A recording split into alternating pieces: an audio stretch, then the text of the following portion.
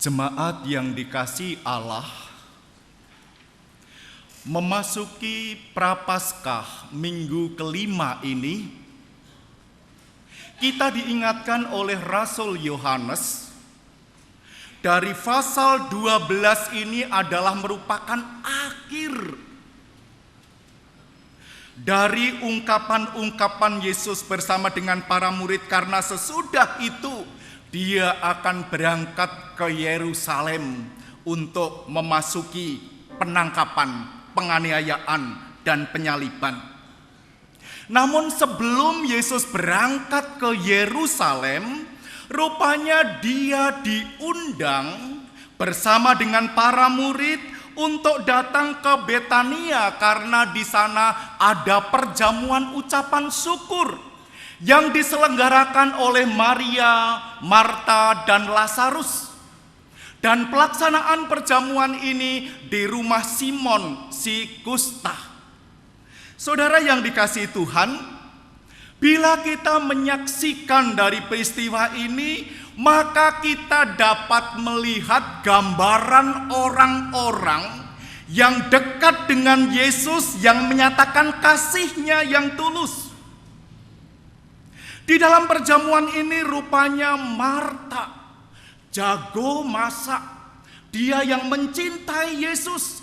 Dia ingin menunjukkan di dalam pesta ini merupakan pesta yang sangat berkesan. Dia akan menyediakan menu yang istimewa bagi orang yang paling dikasihi dan dihormatinya. Sedangkan Lazarus yang dibangkitkan Yesus dari antara orang mati, kehadirannya adalah menarik perhatian orang banyak. Mereka ingin melihat, ingin menyaksikan opo bener Lazarus mati. Tetapi kesempatan ini bagi Lazarus adalah merupakan kesaksian hidup. Aku Lazarus yang dikubur sudah 4 hari. Menurut hukum alam seharusnya tubuhku sudah dirusak oleh bakteri pembusuk, tetapi aku dibangkitkan oleh Yesus.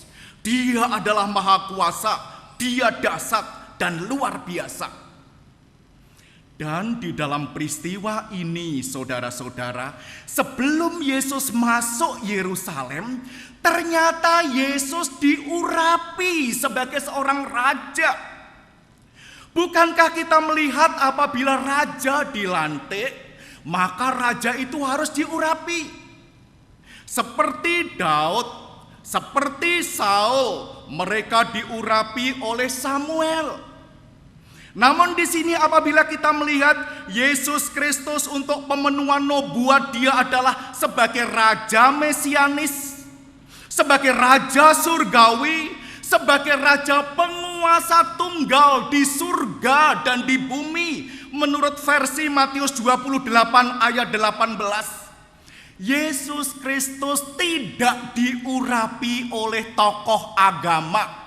Yesus Kristus tidak diurapi oleh seorang nabi, tetapi Yesus Kristus diurapi seorang perempuan yang bernama Maria.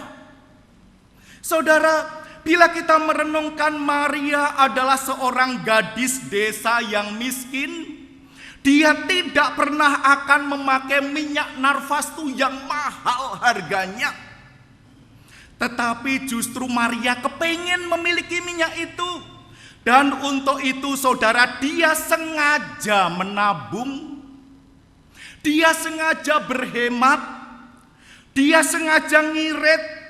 Dia sengaja menahan diri untuk semua keinginannya, supaya dia bisa memiliki minyak itu dan menyediakan untuk gurunya, untuk Tuhan yang dikasihinya, yaitu Yesus Kristus. Maria tidak memberikan apa yang sudah ada pada Yesus, tetapi Maria secara khusus mempersembahkan yang terbaik, yang terindah, yang termulia, yang termahal, yang dapat diberikan kepada gurunya. Itulah sebabnya Yesus memuji perbuatan Maria. Dari seluruh isi Alkitab, apabila saudara membaca, maka tidak akan kita temukan pujian yang lebih tinggi daripada pujian Yesus Kristus kepada Maria. Mengapa? Di dalam Markus 14 ayat 9, Yesus Kristus dengan tegas, "Aku berkata kepadamu, di mana saja Injil diberitakan di seluruh dunia, apa yang kamu lakukan ini selalu disebut dan selalu diingat oleh orang-orang yang mendengar Injil." Bukankah saat ini kita juga mengingat peristiwa itu? Kita diperdengarkan kembali tokoh Maria yang mengasihi Yesus. Saudara, menjelang hari raya Paskah, orang Kristen sejagat mengadakan perenungan, introspeksi diri. Bila kita melihat para tokoh yang ada di dalam pembacaan ini, kadang-kadang kita bertanya kepada diri kita sendiri, kapan kita mempersiapkan sesuatu yang sifatnya khusus, yang terindah, yang terbaik, yang termahal, yang teragung, dan dipersembahkan untuk Tuhan Yesus Kristus? Kita jujur saudara, memang kita pernah memberi kepada Tuhan Yesus. Kita telah memberi persembahan kepadanya, tetapi itu hanya asal memberi. Tidak dipersiapkan sebagaimana Maria mempersiapkan dengan serius. Apakah yang kita berikan kepada Yesus itu justru kerap kali sesuatu yang minimal, bukan yang maksimal seperti yang dilakukan oleh Maria? Dan hal itu apabila kita mencoba merenung saudara, bukankah yang kita persembahkan kepada Yesus dalam kehidupan sehari-hari adalah hanya yang sisa-sisa saja? Sisa tenaga kita, sisa pikiran saya, sisa waktu saya, sisa uang saya, sisa segala sesuatu yang ada pada saya. Adakah kita mempersiapkan dengan serius saudara-saudara? Dan terus terang, kita tidak tahu Yesus itu kita tempatkan di nomor berapa di dalam urutan prioritas di dalam kehidupan kita. Namun kita jujur, yang pasti Yesus bukan prioritas nomor satu. Meskipun kita sering mengatakan dan selalu mengatakan Yesus adalah nomor satu di dalam kehidupanku, Dia adalah juru selamatku, Dia adalah penolongku, Dia adalah Allahku. Namun di dalam praktek kehidupan kita saudara-saudara, mungkin yang menjadi prioritas adalah keluargaku, karirku, kepentinganku, nama baikku, kesejahteraanku, cucuku, anak-anakku, dan seterusnya. Dan itulah yang menjadi prioritas pertama dan bukan Yesus. Bila kita mau belajar dari Maria, saudara-saudara, di tengah kekurangannya, di tengah kemiskinannya, dia bisa mempersembahkan sesuatu yang agung sampai Yesus memuji dan menyenangkan hati Yesus. Dan apabila Prapaskah ini belajar untuk menyenangkan hati Yesus yang sudah menebus kita dan memberi harapan yang pasti, apakah kita mau belajar menghayati bersama dengan Maria? Saudara, di luar negeri itu ada kebiasaan bagi orang-orang Kristen yang kaya raya. Biasanya mereka akan mewariskan tanahnya, mewariskan gedungnya untuk Tuhan Yesus, untuk pelayanan gereja. Dan kadang-kadang jumlahnya pun luar biasa, sangat fantastis. Bukan ratusan ribu dolar, tetapi jutaan dolar. Sangat hebat. Dan apabila kita mencoba untuk belajar cara mereka itu baik. Tetapi apa yang Maria berikan masih mempunyai nilai lebih daripada itu. Barangkali secara jumlah mungkin tidak sama. Sebab Maria memberikan itu bukan sekedar dari warisannya yang sebentar lagi akan ditinggalkan apabila sudah mati dan diserahkan kepada Yesus.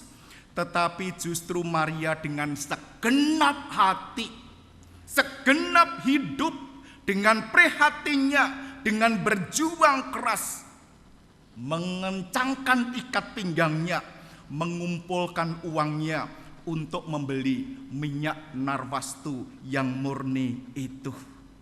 Saudara, bila kita merenungkan dengan cermat,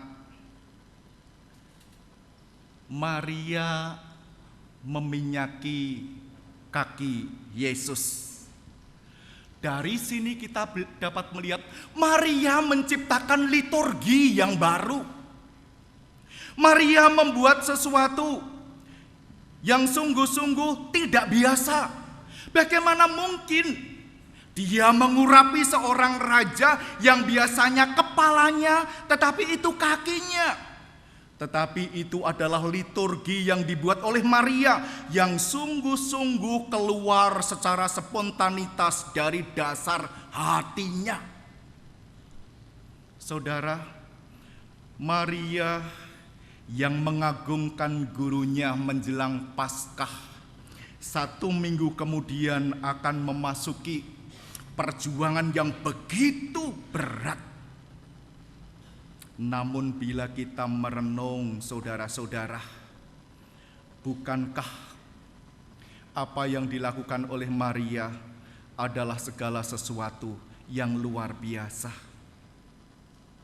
Apabila minyak yang kececer itu sebenarnya harus dilap dengan kain, tetapi justru Maria menyekannya dengan rambutnya sendiri. Artinya bagian tubuh Yesus Kristus yang paling hina, yaitu kakinya yang kotor, bukan dilap dengan kain, tetapi justru dilap dengan rambutnya yang terurai, dengan mahkotanya yang diturunkan dari atas kepalanya.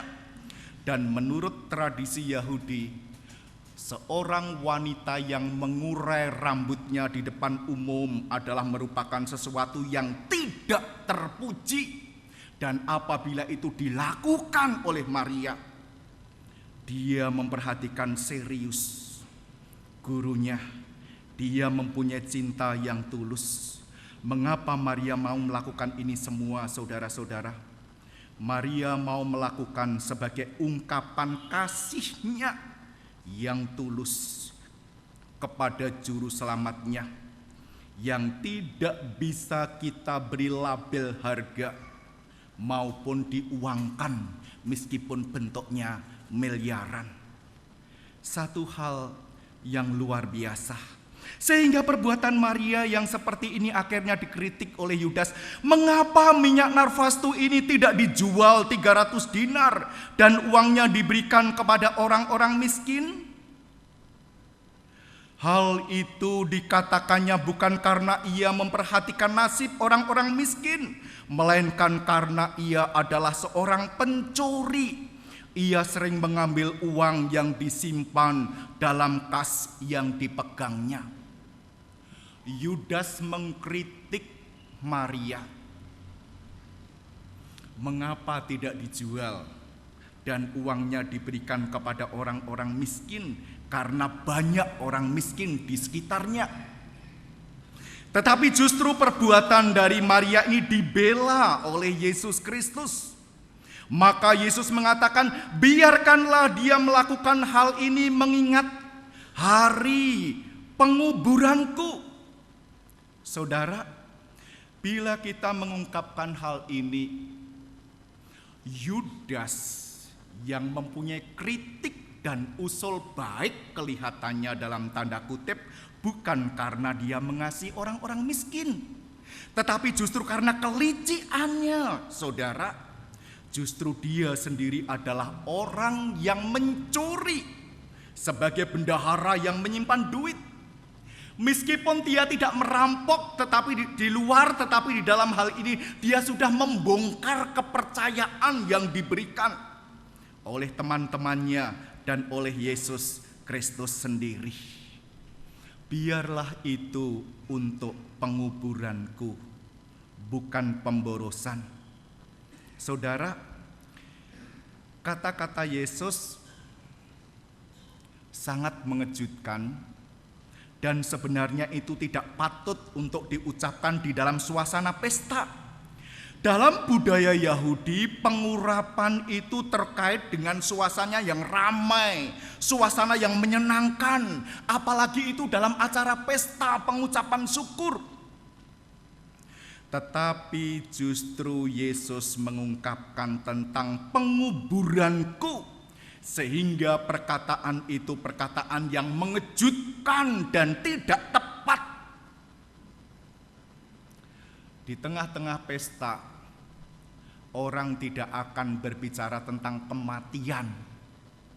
Orang tidak akan berbicara tentang maut, tetapi akan sesuatu yang sangat menyenangkan. Itulah yang diucapkan, segala sesuatu yang menggembirakan. Tetapi tampaknya di dalam pikiran Yesus, saudara, di tengah-tengah pesta itu sudah terbayang pasal 12 Injil Yohanes. Apabila nanti kita baca seterusnya, Yesus mulai masuk di Yerusalem. Dia mulai masuk kandang singa. Dia tahu persis akan ditangkap, akan dibantai dan disalib. Bukan maut yang Yesus Kristus takutkan, tetapi justru mempersiapkan diri menghadapi penganiayaan yang dahsyat. Itu bukan sesuatu yang mudah. Dan di sini kita dapat melihat Maria memberi kepada Yesus di saat yang tepat, yaitu kematiannya yang mendekat. Sehingga apa yang diberikan Maria adalah merupakan sesuatu yang mempersiapkan kematian dari Yesus Kristus. Menjelang Prapaskah, di warta jemaat selalu ditulis, bukan sekedar untuk dibaca, tetapi orang Kristen sedunia diajak untuk merenung kembali. Peristiwa itu bukan hanya sekedar peristiwa, tetapi peristiwa itu adalah peristiwa yang membawa perubahan. Dan perubahan itu perlu dihayati dan dipraktekkan di dalam kehidupan ini. Kasih kepada Tuhan Yesus Kristus menunjukkan bahwa saatnya akal sehat itu bisa dikalahkan pada waktu orang mengasihi Tuhan. Saudara, kalau kita melihat peristiwa ini, akal sehat akan berkata, kamu jangan boros, harus berhemat. Ekonomi akal sehat akan berkata, berhati-hatilah, supaya jangan mengeluarkan pengeluaran yang tidak dibutuhkan. Tetapi ekonomi kasih ternyata tidak tunduk kepada akal sehat. Tetapi ekonomi kasih adalah tunduk pada perintah hati, tunduk pada suara hati. Dan itulah yang dilakukan oleh Maria. Sering di dalam kehidupan kita, saudara-saudara, kita digerakkan oleh dorongan kemurahan hati. Tetapi justru dorongan kemurahan hati itu tidak kita lakukan apa-apa. Mengapa, saudara-saudara? Karena saat kesempatan itu tiba, justru kita tidak ada keinginan untuk melakukannya. Paskah mengajar kepada kita Peristiwa yang dilakukan oleh Maria mengajak kepada kita untuk mencoba merenungkan kehidupan ini. Apabila Allah memberikan sesuatu yang berharga untuk kita renungkan bersama, biarlah itu merupakan sesuatu yang perlu dihayati dengan baik. Ada saatnya manusia duduk berdiam diri di bawah kaki Yesus. Ada saatnya kita diajak merenung. Ada saatnya kita diajak belajar. Tetapi ada saatnya kita mempraktekkan apa yang diajarkan oleh Yesus. Dan kasih yang diajarkan oleh Yesus adalah kasih yang mewujud di dalam kehidupan ini, supaya kehidupan ini diperkenan oleh Allah. Saudara, orang boleh mengaku diri beriman, tetapi orang yang beriman tanpa kasih yang diajarkan oleh Tuhan, orang itu bisa menjadi pembunuh. Orang bisa mengaku diri beriman, tetapi apabila tidak memiliki kasih yang benar, saudara, orang itu bisa menjadi perampok. Orang itu bisa menjadi teroris. Orang itu bisa melakukan berbagai macam kejahatan. Bukankah apabila kita memperhatikan orang-orang yang mengaku diri beriman kepada Tuhan adalah orang-orang yang juga melakukan onar di tengah-tengah kehidupan masyarakat. Beberapa hari yang lalu di Bekasi tertangkap orang-orang yang dicurigai sebagai teroris. Dan pada waktu digeledah, dia adalah hasil merampok emas. Ada berapa kilo emas yang masih disimpan. Di samping itu juga ada beberapa bom yang siap untuk diledakkan. Kalau ditanya, mereka semuanya ini adalah orang-orang beriman loh. Percaya kepada Tuhan, percaya kepada Allahnya, melakukan ajarannya, katanya. Tetapi tanpa kasih, mereka tidak mempunyai perasaan dan melakukan berbagai macam kejahatan yang terjadi di negeri ini. Paskah dengan segala perjuangannya mengingatkan kita, Yesus melakukan semuanya itu dengan ketulusan dan kasih demi kita menjadi miliknya. Itulah sebabnya apabila Rasul Paulus mengungkapkan, sebagai orang Yahudi dia merasa bangga, dia disunat pada hari yang ke-8, dia adalah bangsa Israel dari suku Benyamin, orang Ibrani asli. Tentang pendiriannya pada hukum Taurat, dia adalah orang Farisi, kegiatannya penganiaya jemaat, dan untuk menaati hukum Taurat dia katakan tidak bercacat. Bukankah Rasul Paulus adalah orang yang hebat sebelum menjadi Kristen, sebelum percaya kepada Tuhan Yesus? Dia percaya loh melakukan Taurat, tetapi kegiatannya adalah menganiaya jemaat, membunuh tanpa urusan. Itu yang dilakukan oleh Paulus. Tetapi setelah dia mengenal Kristus, dengan kasih yang sempurna menyentuh hatinya, maka segala sesuatu yang menjadi keuntungan baginya itu sekarang menjadi rugi, bahkan dianggap sebagai sampah, karena dia boleh mengenal Kristus dengan segala kasih, anugerah, dan kebangkitannya. Sebagai orang-orang beriman, di akhir tahun kita menghayati akan pengorbanan dan kasih-Nya. Saudara-saudara, adakah kita belajar dari apa yang diperbuat oleh Yesus Kristus? Paskah, liturgi prapaskah yang kita ikuti setiap hari Minggu akan menjadi rahmat yang besar di dalam kehidupan ini apabila kita lakukan dengan hati yang tulus, dengan hati yang mencintai Tuhan Yesus Kristus, bukan hanya untuk dimengerti saja, tetapi Tuhan Yesus mengajar supaya kasih itu menyentuh hati, menggerakkan keinginan, supaya orang-orang Kristen kiprahnya juga menjadi berkat bagi dunia. Dan apabila itu yang terjadi, saudara-saudara, maka kehadiran orang Kristen di mana saja mereka, maka mereka akan menjadi rahmat bagi lingkungannya.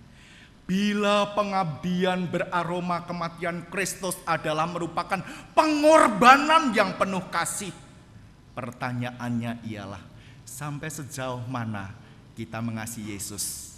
Sebatas mulut? Sebatas kata-kata? Sebatas perasaan saja? Atau sempurna di dalam penghayatan? Hanya kita yang tahu. Amin.